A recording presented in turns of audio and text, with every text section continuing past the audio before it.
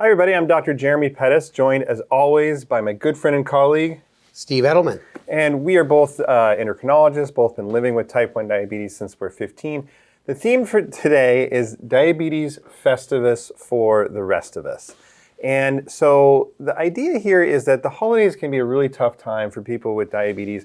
All the food, the candy, irregular schedules, etc. The relatives. Yeah, so we, are fans of Seinfeld here. And if you've ever seen Seinfeld, George's dad creates this holiday that he calls Festivus for the rest of us.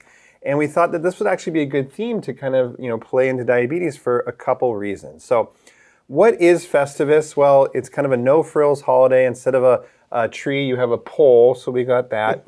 And then there's two key elements that occur during the Festivus day. First is the airing of grievances, which we're going to talk about now. And the second is feats of strength. So in the show, airing of grievances is actually going around saying what you don't like about it, everybody. But here we're going to talk about what we don't like about diabetes. And so why is that important? Well, I think it's important to even chime in that diabetes is tough. Actually, it sucks. And sometimes you can be tired of it. And I think that there's some value in not getting just kind of like, woe is me, like I'm giving up, but acknowledging that this is difficult. There's some things that really can piss you off, frankly, and we should talk about it. Yeah, and when we started to plan this opening session, we thought we'd have one for people with type 1 and one for type 2. So we asked a lot of our patients, our friends with type 1 and type 2, people that have been to TCOYD, and we realized that there's a lot of overlap. Mm-hmm. There's some differences, but the main themes are together with both type 1 and type 2. So we're doing this all together. Yeah, and we have been asking our patients, people have been emailing stuff, and it's actually, it has been therapeutic to read these. You're like, totally, I get that, like that happens to me all the time. And when we're going through these, some of them have some solutions, or at least maybe some tips that we'll try to, give people of how to deal with them. But you know what? Some of these just don't. Some of these are things that just they suck, and they're tough to live with. But at least we can get some camaraderie around it, some common bonding. Write in your comments, while you're watching this. We love reading, what people say or what really bothers them or how they might deal with these certain things as we go through them.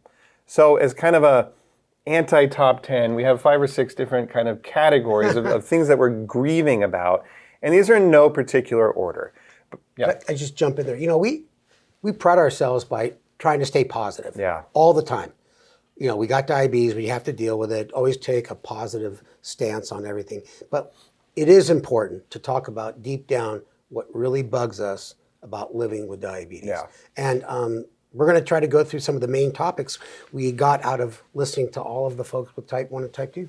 All right, so no further ado. Number 1, again, no particular order, is what we're calling either braggy or explainy people. So first, let's talk about braggy people.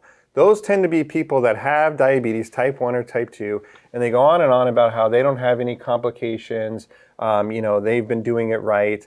And, you always say, I think these people mean well, but it can be really hurtful to you, especially if you are dealing with complications. There's a lot of guilt that goes into that, so that's not helpful. Yeah, there's a lot of you out there that don't have any complications, and there's probably more and more of you without complications. Mm-hmm.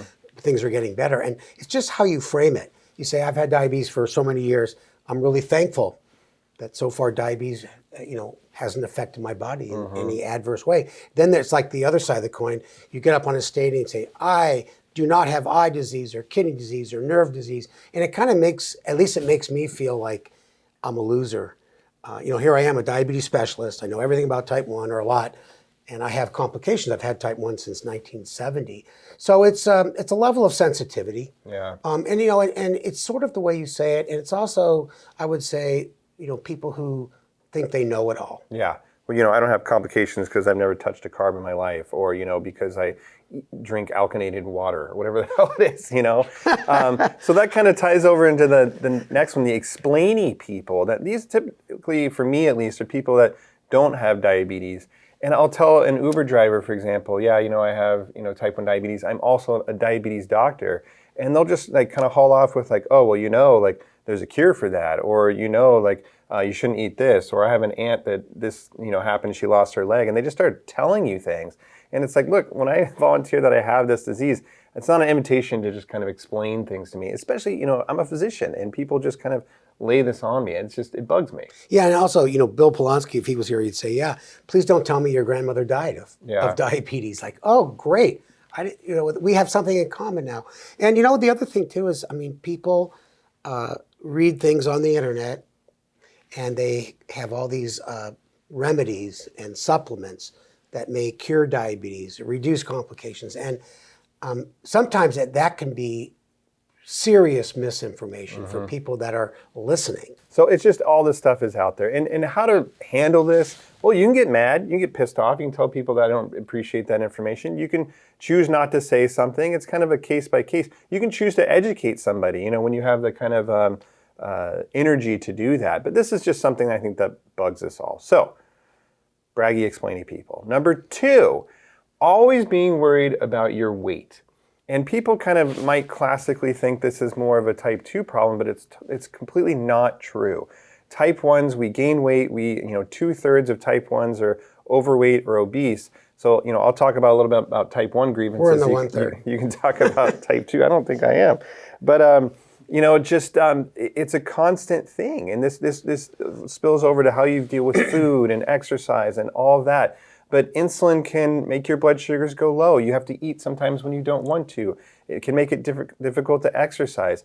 So for me, having type 1 makes it much easier to gain weight, and it's something that you're thinking about all the time. What about for type 2 folks? Well, you know what? Type 2s, the weight is probably one of the biggest issues. Even when you develop pre-diabetes, people tend to get this, what we call central obesity, where you kind of a big abdominal area. And the weight is built into the metabolic abnormality of developing type 2. So it's really tough to be a type 2 and not have weight problems.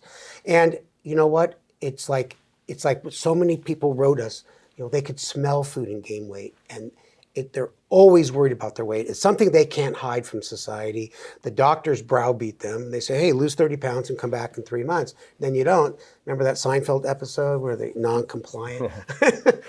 and so the relatives say, gosh, Uncle John ate himself into diabetes. Yeah. And they just don't realize that it's probably one of the hardest things to prevent and to treat. So. Yeah.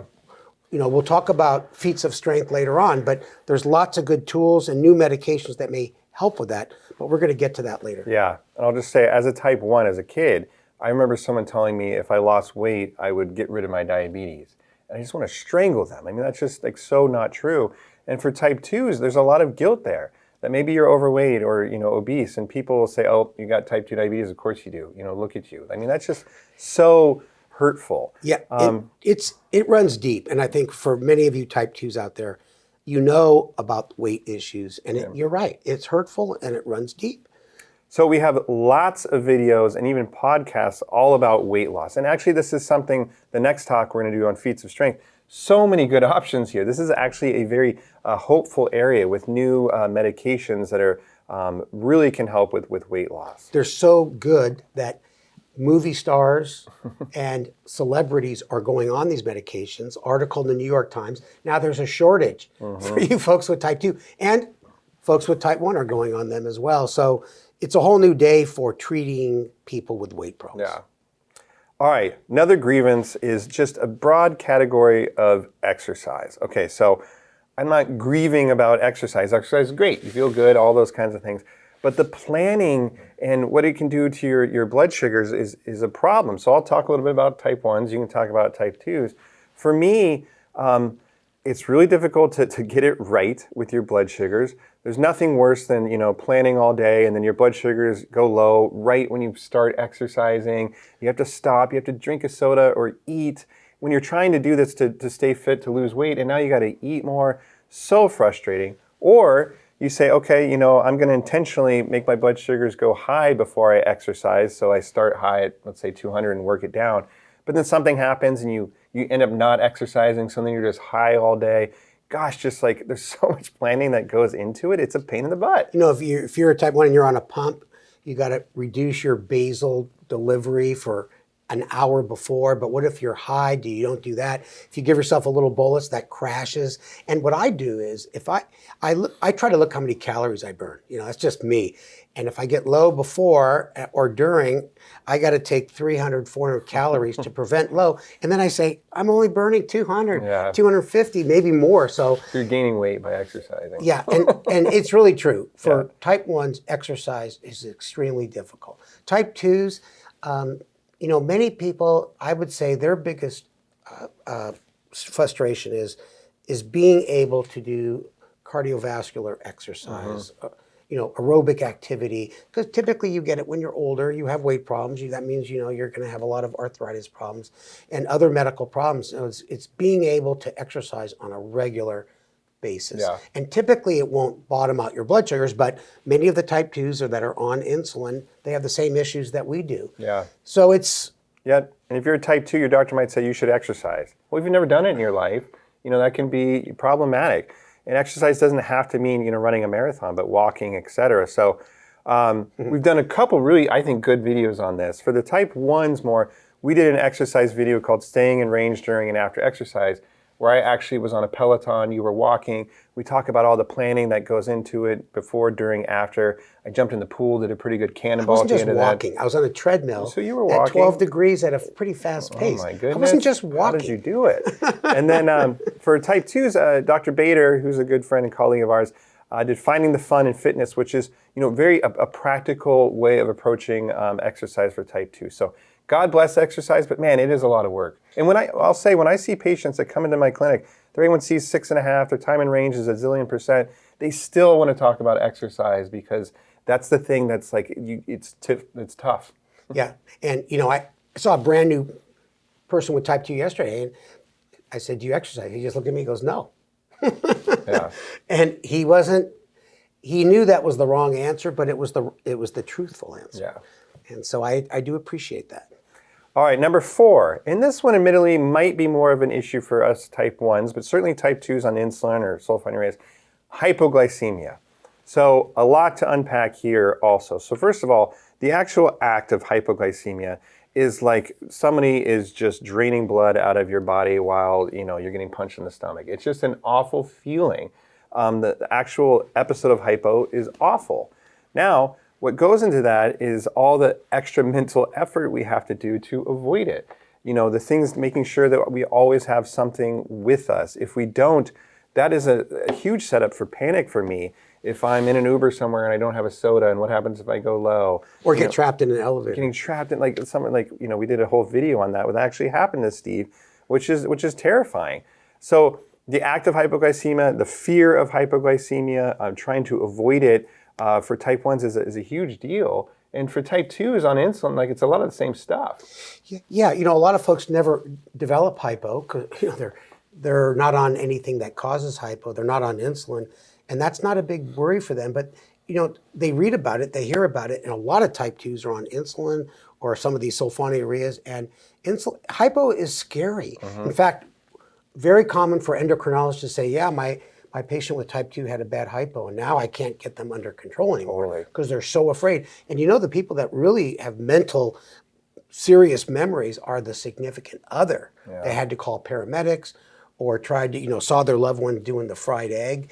But I'll tell you what, for me personally, I think that's the one thing I think about most day and night. I worry about getting low at night. Yeah. And that's why I sleep with at least someone every night.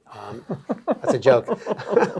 But you know what? It's something that's on our type 1 minds all the time. Yeah. Taking exams, giving a lecture, just happened to Jeremy. It's one of those things where it's Murphy's Law. I got low right before we started filming today. Yeah. So I over bolus.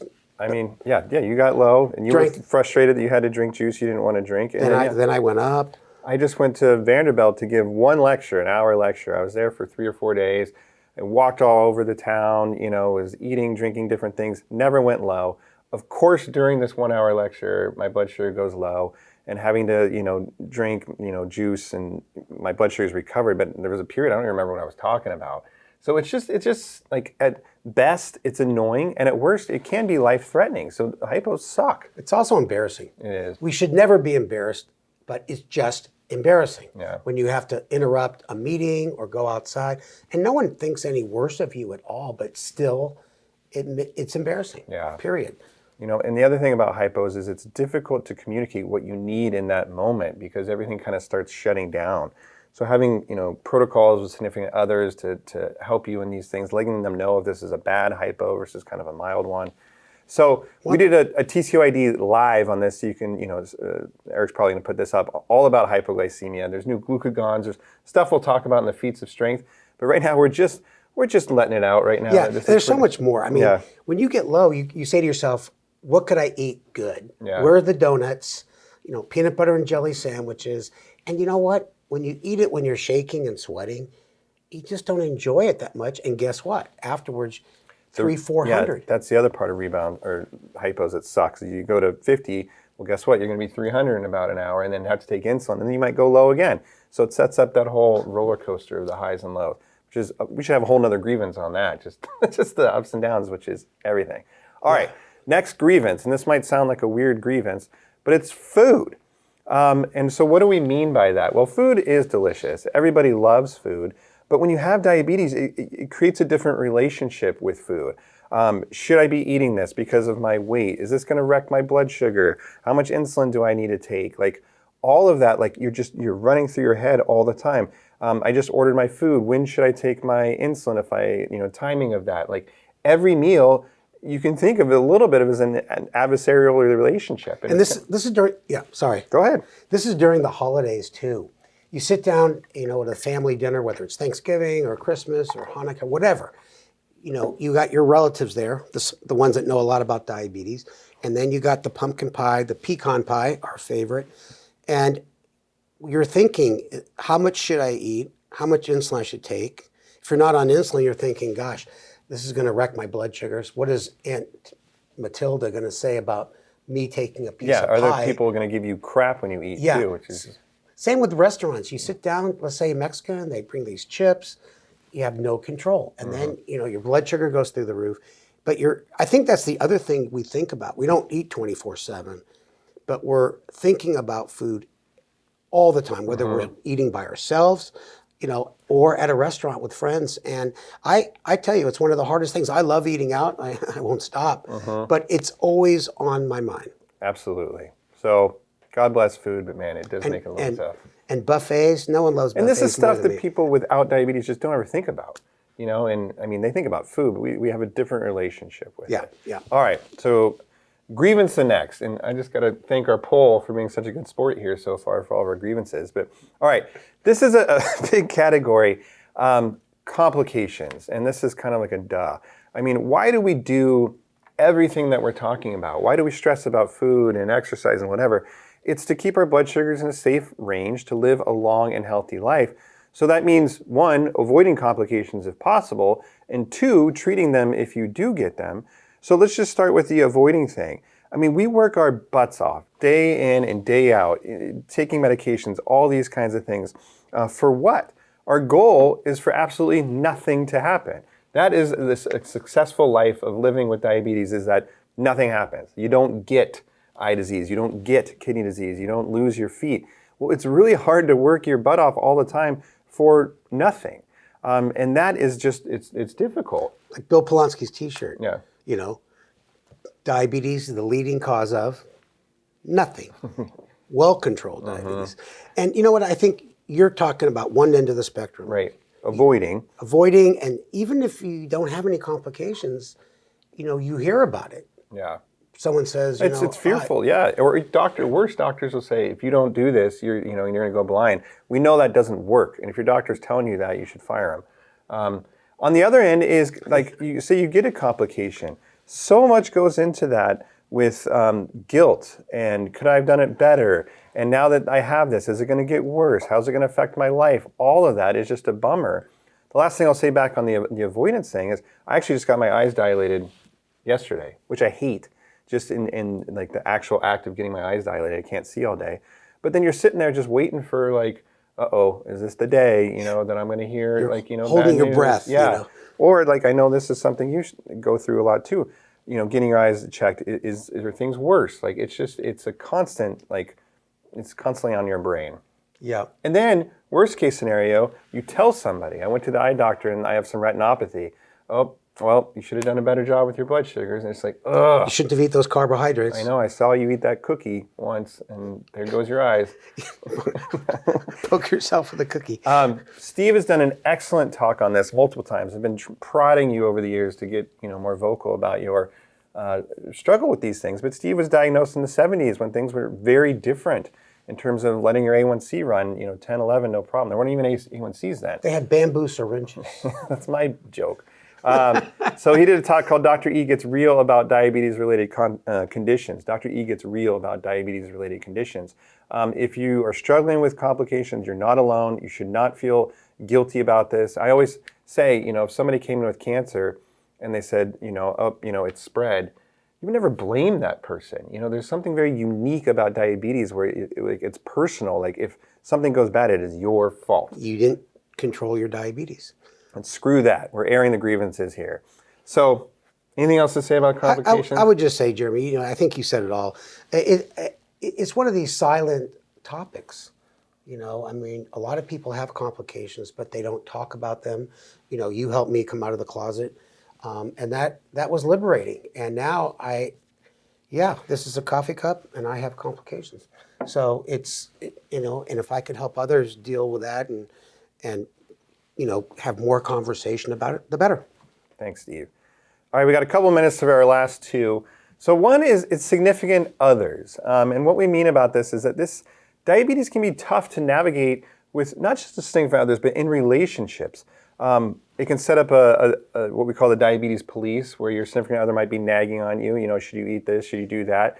And that's not a fun dynamic to have in any relationship. Even though it comes from a place of love. Yeah. And my, problem is how much should I share? I'm dealing with this, I'm thinking about it all the time, but I don't want to burden the person. But then if I don't tell them, then I'm pissed off that they don't, rain praise on me all the time. So it's you have to figure out that dynamic, that this is a part of any relationship you have, talking about how you want somebody, to help you with your diabetes or not. Everybody is completely different. And this is something I find in most relationships just isn't talked about. Unless it's code red, my blood sugar is 50. I need juice right now, and then that becomes a moment of blowing up or having an argument. When there really should be a time to talk about, hey, how can I help you or not with your diabetes? What do you like to share? What is it like? What is it like living with diabetes? Actually tell me. Just tell me some things that piss you off. These can be helpful. Yeah, they can. I think it comes down to communication. Yeah. Every couple, every friend that doesn't have diabetes and one that does, the communication is just important. And for example, I've learned from Bill Polonsky, our famous touchy-feely expert, that hey, Jeremy, when my blood sugar gets below 55 and you follow me, if the trend arrow's straight down, just text me. Mm-hmm. If it's straight across, even if it's 49, don't worry about it. And if I don't answer, then give me a buzz. Or, hey dear, when I get low, please don't lose your SHIT and make a big deal of it in front of the restaurant. That's I the worst. appreciate that you care for me, but this is how you can help me. Yeah. It's communication. Or some people might be on the other side of it. Please do something. You just sit there I need help, whatever it is, but talk about it. So we've done a lot of things that relate to this. We did just testing it. A newlywed game where Steve was actually with his girlfriend, and we talked about things like this, how well would you score her knowledge of diabetes, and vice versa. And they're still in a fight about this today. She gave herself a 10, he gave her a 7, and they're barely together. Well, there is no 10 if you don't have diabetes, right? Well, I don't know. But I was just going to say too that we know at least 2 patients who got divorced because the person that divorced them said they got low too much. They didn't watch their diabetes close enough, and it was scary for them. Yeah. And and so it's a major issue. Newlywed game is great. Bill Polonsky did something called Diabetes Police and Diabetes Criminals, talking about relationships and diabetes. So check that out. The last one in the closing seconds we have here, this is something that came up with everybody that wrote in or said something, is simply the 24-hour vigilance. You never get a break, no vacations. Dr. Polonsky did a great talk on this called How to Take a Vacation from Your Diabetes. And I think what's important here is realizing that, yes, there's always that dialogue running of what to do and blah, blah, blah. And it's just always with you. Even if your blood sugar's not great, doesn't mean that you're not thinking about it. The mental energy is intense. Realize that, sympathize with yourself for a moment, get mad, do whatever you need to do. And then, think about ways to kind of work diabetes into your life, get control of it. And I'll say that, even for me, and I'm sure for you, my control is good. It has been good for some time now. Doesn't mean I'm not pissed off or angry. So this is irrespective of how well you're doing. Diabetes sucks. We're airing some grievances, and then we're going to talk about ways to kick it in the face next. I'll just end it by saying you're reminding me of all the things that people with diabetes type 1 and type 2 have to think about. And someone came up with a big list. It's like 140 things, but at least 50 things that you got to think about every single day. Yeah. And all the work you do to stay in control, and myself and others. And it's even worse if you do all those things and you're not in control. Yeah. So, Well, I don't know about you, but I actually feel better. It's nice to just kind of vent a little bit. Let's go get a beer. Yeah. Then we're going to talk about our feats of strength now, some positive things. So thanks for watching. We'll get to the next one now.